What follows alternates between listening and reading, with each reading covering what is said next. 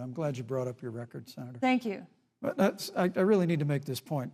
When you were DA in San Francisco, when you left office, African Americans were 19 times more likely to be prosecuted for minor drug offenses than whites and Hispanics. When you were Attorney General of California, you increased the disproportionate incarceration of blacks in California. You did nothing on criminal justice reform in California.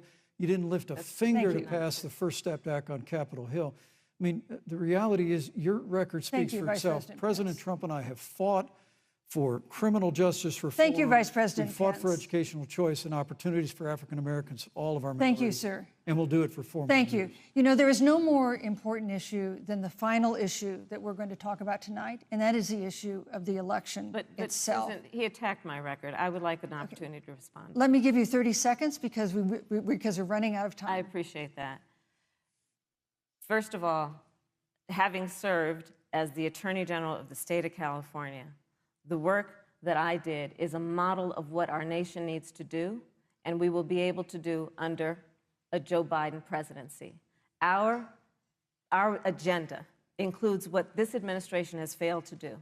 It will be about not only instituting a ban on chokeholds and carotid holes. Thank you. Thank you, Senator Harris. I would like to go through. These are points that you made earlier in the hour, and I want to talk about the election itself before we have to. But I want to talk about the connection between what Joe and I will do and my record, which includes I was the first statewide officer to institute a requirement that my agents would wear body cameras and keep them on full time. We were the first to initiate a requirement that there would be a training for law enforcement on implicit bias because, yes, Joe Biden and I recognize that implicit bias does exist, Mr. Vice President, contrary to what you may believe. We did the work of instituting reforms that were about investing in reentry.